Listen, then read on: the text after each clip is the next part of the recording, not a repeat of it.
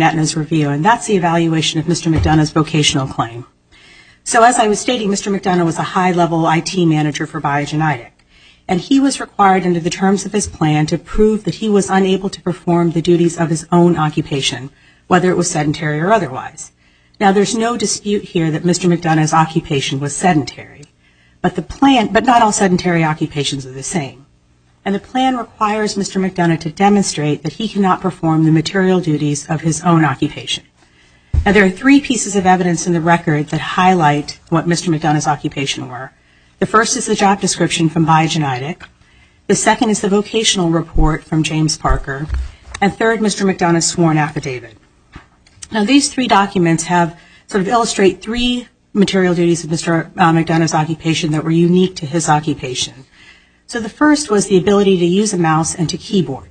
Mr. McDonough was an IT manager. James Parker said that he would be required to do so for at least 51% of the day. Aetna's own doctor, Dr. Joseph Ray, said that Mr. McDonough was able to use his dominant right hand for 5 minutes before he required a 10-minute break. That's 20 minutes an hour or 160 minutes a day. It's 1/3 of the workday that Mr. McDonough was actually able to use his right hand. But you seem to be comparing that against the actual duties that Mr. McDonough claimed to have performed. The plan definition, as I understand it, required the claims administrator to look at Mr. McDonough's own occupation, but not as that occupation was performed at Biogen, but as it is typically performed or normally performed in the national economy. And is there any evidence in the record before the claims administrator or otherwise as to how that job is typically handled in the national economy? I would argue, Your Honor, that James Parker's vocational report is perhaps the most meaningful piece of evidence in that regard. Mr. McDonough was an IT manager, and an IT manager is required to use a computer. Yeah. So that's the first element. But that doesn't answer my question. I mean, I read that vocational report. I don't recall that it speaks at all about how the job is normally performed in the national economy. I would agree with you, Your Honor. I don't think Mr. Parker used those words as performed in the national economy. And if the record is barren as to how that job is normally performed in the national economy, how does the absence of that evidence cut? Does that cut against the plaintiff because he didn't produce any such evidence? Does it cut against the company because it didn't produce any such evidence? I mean, what do we do about when there is no evidence in the record about something that the plan documents seem to require in connection with a finding of a person's ability to perform his own occupation? To directly answer your question, I think the only remedy in this situation is a remand to determine what the duties of the occupation were. Right. So you don't think that as part of his own case, that's part of the plaintiff's burden to produce that evidence? I would say very much so, Your Honor. I would say Mr. McDonough met that burden, however. But you just said there's no evidence of how the job is performed normally in the national economy. To clarify what I said, Your Honor, Mr. Parker's vocational report, I think, actually gets to that. But if Your Honor believes... Now, wait a minute. We're going around in circles. You just told me that Parker's vocational report doesn't mention how the job is normally performed in the national economy.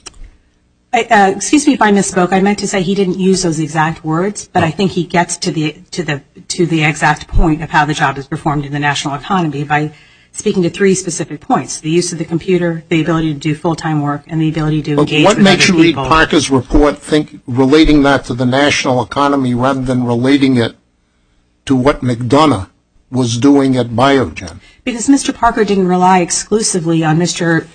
McDonough's sworn affidavit or even Biogen's job description. He looked at the DOT and the ONET, which are the national labor standards for the evaluation of Mr. McDonough's occupation. And he measured Mr. McDonough's limitations against what the DOT had to say and the ONET had to say. Yeah, but he seemed to be doing that in terms of whether McDonough's work was or was not sedentary. And he concluded that it was sedentary, but he also looked at what was required in terms of those occupational demands, and one of the largest aspects there was the cognitive demands of Mr. McDonough's occupation as an IT manager. And I guess I understood the district court was of the view that if you were an IT manager who could not use a computer at all, you were likely not able to perform your own occupation in the national economy, because the district court says, at this one point, furthermore, Mr. McDonough has not demonstrated that Dr. Reyes' suggested restrictions on handling or fingering work cannot be accommodated in such a manner that would allow him to remain in his position. I think that's correct, Your Honor. Okay, so but could you just tell me, is there anything in the record that supports that finding by the district court? In other words, is there anything that addresses whether the handling or fingering work could be accommodated one way or the other? The record is silent as to the accommodation of Mr. McDonough's physical limitations with respect to keyboarding. And could you understand, this is, I guess, related to the same point about what we do with the silence on a key point in the record, did Dr. Reyes say anything about whether it could be accommodated? He didn't, and what was interesting, Your Honor, is he makes his conclusion regarding the limitations of Mr. McDonough's right hand, but then he never equates it to the duties of Mr. McDonough's occupation. And I think that's really the fundamental failing in his report. You know, similarly, Dr. Dixit, who is the psychological examiner that really most comprehensively reviewed Aetna's case from a psych perspective, said, well, Mr. McDonough has all these physical symptoms, but that's not in my area of expertise. From a psych perspective, he's fine. But what she fundamentally missed is that it had been determined by that time that his psychiatric condition was so severe that it was causing his physical symptoms. So Aetna essentially pulled Mr. McDonough apart as a human being and said, you're good from a brain perspective, you're good from a physical perspective, but never looked at him as a whole person, which was really what needed to be done here. But you didn't put in any evidence at any point that any accommodation would work, did you? I didn't, Your Honor, because Mr. McDonough's treatment providers never believed that an accommodation would work. He was never released to go back to work from a psychiatric perspective. Well, he was released to go back to work by his own doctor, as I recall, for up to 8 hours a day, 5 days a week. That's Dr. Northrop's attending physician statement that was completed in August of 2009. But what's important about that form, first of all, that's not in the record, is that it was followed in October 2010 by a psychiatric form. Because by that point in time, it wasn't the physical that was disabling Mr. McDonough. They had determined that he actually never had a stroke. That what had happened is he had had a psychiatric event so severe that he caused physical symptoms to mimic a stroke. So what happened in October 2009 is that his psychiatrist and his therapist completed a form for Aetna that said that Mr. McDonough was functionally limited from returning to work in his own occupation. They said that they hoped that he would be able to do so in 1 year, in October 2010. Aetna misread that form as releasing Mr. McDonough to return to work in October 2009 and denied his benefits that same month. So the issue here is that I believe, to go to your, Judge Salia, to go to your questions about burden, Mr. McDonough had the burden of proving his disability.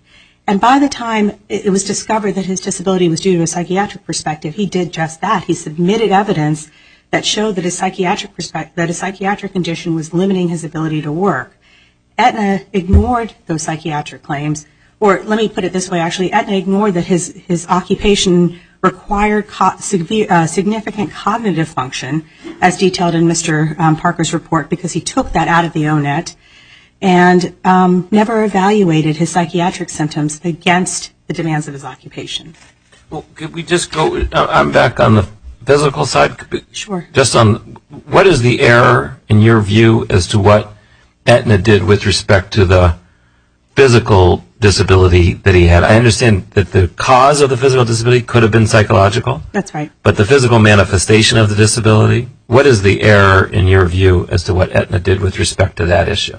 I think it's twofold, Your Honor. The first is not evaluating Dr. Ray's limitations against the duties of Mr. McDonough's occupation, keyboarding and the mouse work, as we discussed. But the second is misreading or ignoring the functional capacity evaluation. Now, this court and several other courts have always said that a functional capacity evaluation is really the gold star evaluation of functional limitations.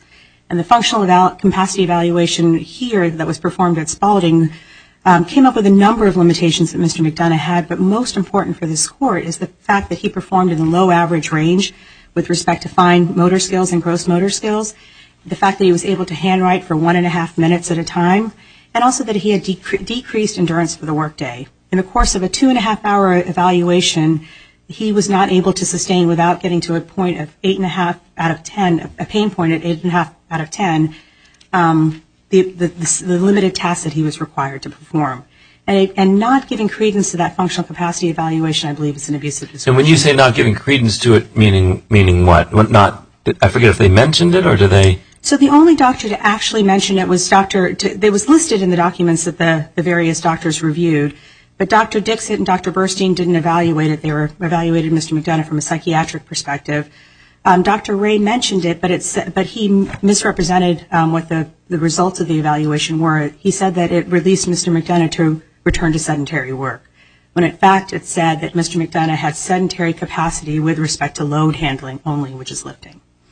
Dr. Swatinsky didn't address it in any substantive manner. And then could you explain just do the exact same analysis you just did as to the aspect of McDonough's claim, which claims that the disability arises from his inability to handle the stress, et cetera. In other words, not the physical manifestation of it, but the psychiatric manifestation of it. I think the most fundamental aspect of that is his treatment providers said that Mr. McDonough suffered from panic attacks that were unpredictable, that 4 to 5 times a week, that lasted at least 2 hours on average.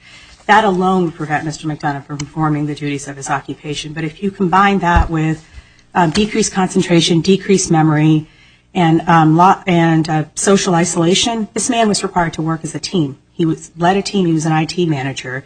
Those symptoms alone would preclude him from performing the duties of his occupation. But what do we do with on that score? Is there anything in the Aetna form? I understand you might disagree with the conclusion, but if we're on abuse of discretion standard, they seem to just think that although there is some evidence of those concerns, they weren't significant enough to overcome the uncertainty about how serious his psychiatric condition was. That sounds like just the kind of finding that we're supposed to defer to. I think that's right, Your Honor, but if you look at Dr. Dixit's report, which is where that's extrapolated from, Dr. Dixit says, look, she never actually takes into consideration the fact that his psychiatric symptoms were so severe they caused his physical. She says, oh, he has some physical symptoms over here, but he doesn't really have any psychiatric symptoms that are so fundamentally disabling. But she misses the central point here, is that his psychiatric symptoms caused his physical. No, I understand that argument, that he has physical disabilities that you think the Aetna report doesn't adequately address. I'm just trying to get a sense of, on the claim that he had psychiatric manifestations that they didn't address because he wouldn't be able to sit through the meetings, he couldn't handle the stress. Sure. It does sound like the Aetna report addresses that, and you're just contesting whether it was a good or bad finding, but we have to defer to some measure. So I guess I'm just asking where they go astray in making a finding that I know you think may not be the best one, but why is it an arbitrary one? I think it's because she never actually goes into the actual symptoms that Mr. McDonough experienced. She never talks about the panic attack. She doesn't talk about the social isolation. She just says, look, there's no objective testing to show that he has some memory and some concentration problems. But you really have to take his symptoms as a whole, and that's what's missing from Aetna's review. And I'm sorry, Your Honors, because I never got to the penalties aspect of this case. I would like to ask you, why should this case, the penalty issue, be in front of us at all, given the change in law in this area? Because, Your Honors, when we filed this case when we got the new plan document in the middle of litigation 2 weeks before summary judgment briefing was due, we amended our complaint to bring a penalties action against the plan administrator, Biogen, and the claims administrator, Aetna. We then brought, in our summary judgment briefing, we asked for penalties against both. And during oral argument, we asked the court to impose penalties against Biogen. It was Aetna, in response to a direct question from Judge Woodlock, that accepted liability for the penalties claim. So you say that basically you had an agreement, and the agreement overcomes the subsequent change in law? I don't think it overcomes it. I think that the proper remedy here, Your Honors, would be to remand this matter back to the district court to impose penalties, whether it's a $5,000 penalty or a higher penalty, against the proper party. We sued the proper party, unlike the plaintiff in Tatro. We asked for penalties from the proper party. It wasn't Aetna and Biogen are represented by the same counsel, and they admitted and accepted liability on behalf of Aetna. So I think the proper remedy would just be to impose penalties against the correct party that we sued. Any further questions? Thank you, Your Honors.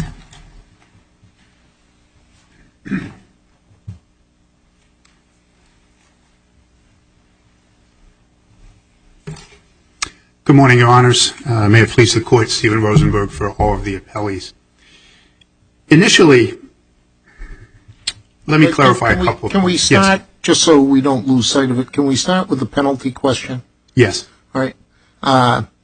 As I understand that the appellant's counsel is correct in saying that you conceded before Judge Woodlock that Aetna was the proper party if he were to impose a penalty at all, against whom the penalty should be imposed. And as I read your brief, you're really not challenging the imposition of the $5,000 penalty against Aetna. Is that correct? Well, we are due to the change in the law. When it said that we assented to and you don't think you're judicially estopped from asserting that? No, because and I think we tried to make this clear in the brief, what happens is at the time, the First Circuit law, allows the court to impose a penalty either against the actual administrator, Biogen IDIC, or the LTD insurer. So when the court raises this issue, and the court has essentially told us, or at least implied what he said in his opinion, which is that the cause of this, it was inattentiveness on the part of Aetna. The court was clearly focused on Aetna, and its fact findings were directed at Aetna. And since the law in the circuit would have allowed Judge Woodlock to award a penalty at that time against either entity, we agreed with the court that, yes, you can certainly award it against Aetna. Now, overall, in the judge's opinion, there's a little bit of uncertainty in the sense that the judge says that we agreed that Aetna is the proper party for all issues. The reality is that what that argument really was at the summary judgment briefing is that the denial of benefits piece, the benefits claims, are properly targeted to the LTD insurer, the party that controls administration and payment. So that got a little bit intermingled, I believe, in the opinion with the question of the penalty. But you never asked that opinion be corrected. Right. That is correct. Yeah. So I go back to my question. Why doesn't that judicially stop you? We have a finding by the district court that you agreed. There's a basis for the finding. There's no effort on your part to correct it. I think that's a pretty classic case of judicial estoppel. Well, I think the answer to that, Your Honor, is that at the time there was no reason to correct it. I suppose after Tetrol is decided, well, if it's factually incorrect, you should have corrected it. I don't believe it was factually incorrect prior to Tetrol and prior to the whether you agree or not has nothing to do with Tetrol. Tetrol may explain the reason why you made the agreement. But, lawyers make agreements all the time based on their misapprehension of what the law really is, and we don't relieve them from concessions or stipulations because of it. Yes, Your Honor. And I think the point here, and I just want to make sure I'm clear on that, is I believe that Tetrol changed the law. I believe what we were agreeing to with Judge Woodlock was the law. But the counsel in Tetrol was able to make the argument. At that time, to put it in context, Your Honor, yes, we certainly could have argued that as if the First Circuit precluded you from raising that argument. It didn't preclude us, but the case law that, as we described in our brief, did hold that you could impose the penalty against the LTD insurer. And both Biogen and Aetna had been sued at that point, so it could have been gone either way. Yes, Your Honor. So it seems to me, as what I asked sister counsel, and as Judge Selye said, it seems to me you agreed. Well, in essence, Your Honor, I agreed that on the law at that time, Aetna, which was where the court's fact-finding was directing it, could be the proper party for it. I do believe that Tetrol changed the law and that would not be the same thing in front of Judge Woodlock after that. But to circle back around, Your Honors, the reality is that the judge's fact-finding found Aetna. It is certainly true that if it went back to Judge Woodlock, he would be bound by Tetrol. The question is, when you invited them to have the penalty imposed on Aetna, was that because the law mandated that Aetna be the party that's subject to the penalty, or because you read the law that way at the time? No, I understood the case law, the MetLife decisions in the First Circuit at that time, to allow the judge No, I to understand do you either understood one. that, but if the law... That's what I believe. Yes, I believe that the law at that time allowed the judge to pick his target. So in any event, that's where we are in that piece. Now, with regard to the benefits piece, there are a few things I should begin by clarifying. Initially, this is actually a perfect case of how the structure for discretionary review is supposed to operate, and it operated correctly. All of the medical records that the plaintiff complains about, including Dr. James Parker, the vocational rehab person, all the treating medical issues and treatment and so forth, were somewhat conflicting, and frankly, they're complicated. As we hear, on the one hand, we're told by the appellant that Joseph Ray has found he has a functional deficit, and yet we're told it's a psychiatric condition, actually. So these issues are complicated. The discretionary review structure is premised on the idea that someone has to be the decision maker, and that for cost purposes and structural purposes, that's the administrator subject to this question. I have some sympathy for that position, counsel, but I'm still troubled by the definition in your own policy of own occupation and the utter absence of any evidence in this record that would allow a rational fact finder to apply that definition. I mean, is there anything in the record that indicates how this occupation is performed in the national economy? I think there are a couple of pieces. I believe that within the list of materials reviewed by each of the medical reviewers is the vocational data about the job in the national economy. But when you step back in reality, even if you use James Parker's explanations and descriptions, that review by James Parker is more favorable to Mr. McDonough than the national economy, because he essentially says he can't do his job. I've read his records, and he can't do his job at Biogenetic. The Aetna reviewers clearly reviewed, discussed, and considered James Parker's opinions in deciding that this man could continue with his job and could go back to work. One of them specifically addressed in detail why he disagreed with Mr. Parker. Another referenced it in his report. All reviewed it. And it's important to remember that this circuit has held that an administrator does not have an obligation to write a narrative response to every piece of medical evidence. If we had written a 30-page response to James Parker, we'd be hearing about someone else we didn't write a 30-page opinion against. But if I'm an IT manager and there is a doctor who says I can't use my hand, don't you have to explain why that's not a problem?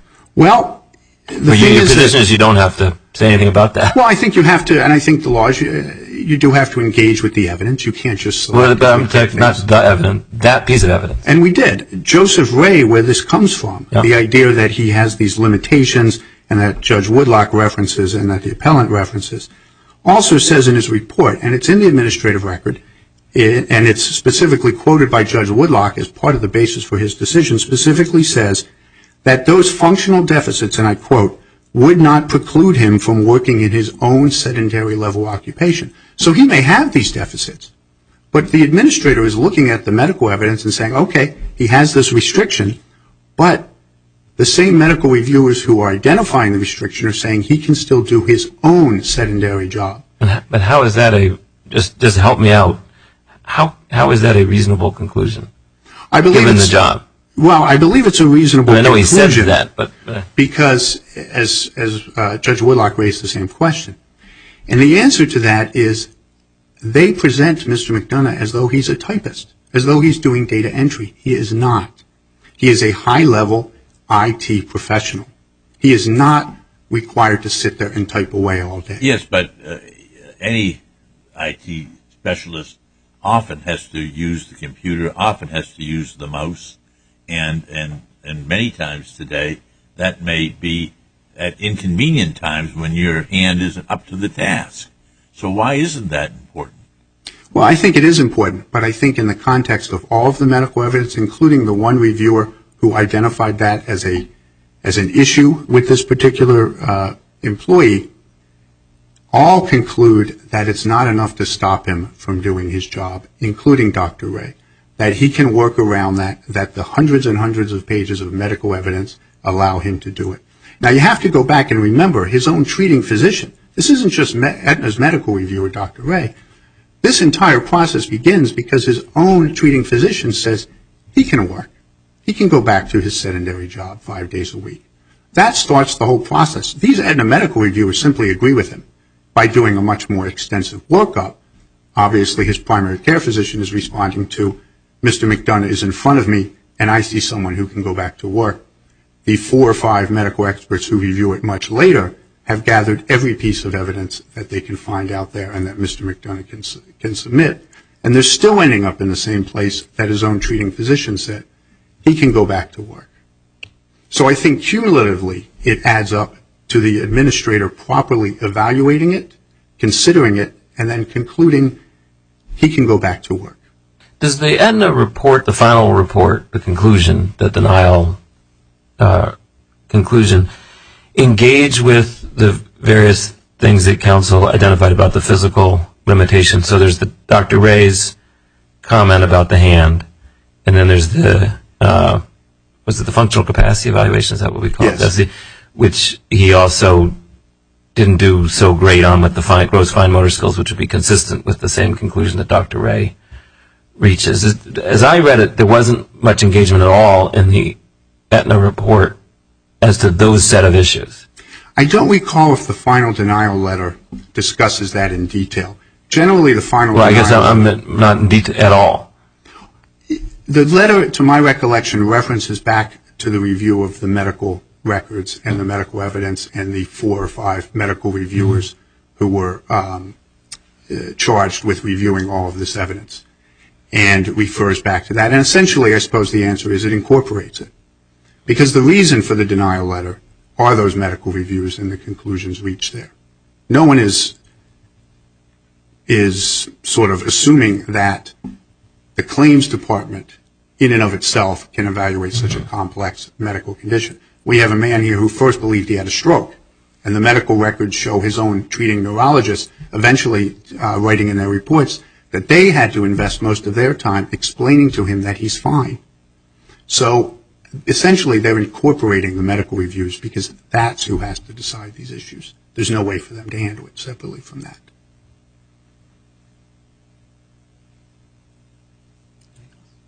Unless your honors have any further questions, I will stand on my briefs. Thank you. Thank you.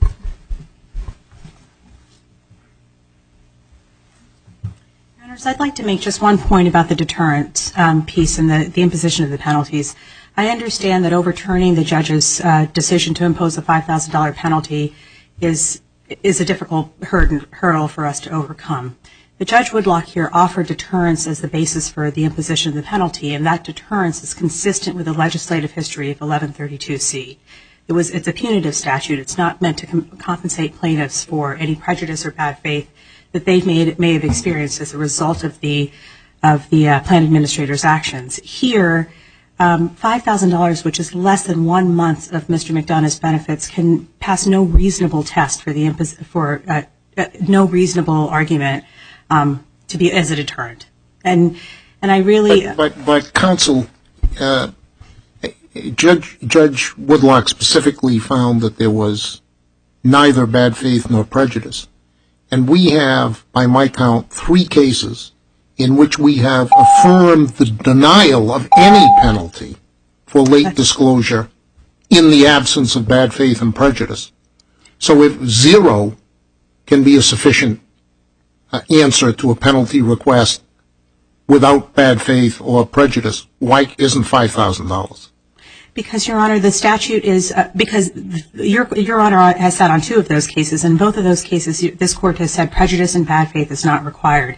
I believe that it erroneously places the burden on the plaintiff to prove damage as a result of the plan administrator's failure to follow their obligation. The burden should be on the plan administrator to demonstrate why they aren't complying with the law. It's a punitive statute. You don't do what you're supposed to do, and you subject yourself to the penalty. Justice Kayada said just that during the Tatro argument. If deterrence is the goal that Judge Woodlock sought to achieve and that Congress sought to achieve by this statute, $5,000 doesn't do it in the context of this case. Thank you, Your Honors.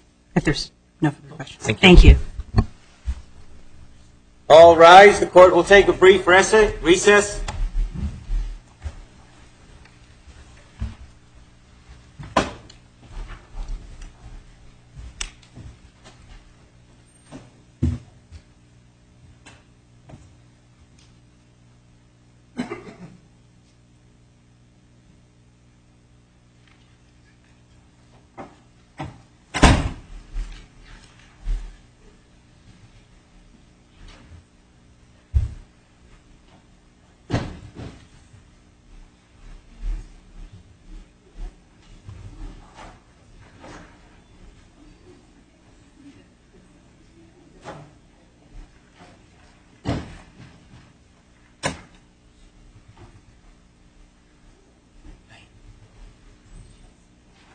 You haven't seen.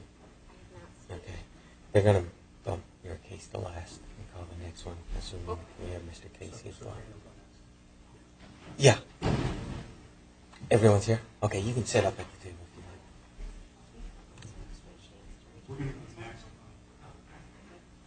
you like.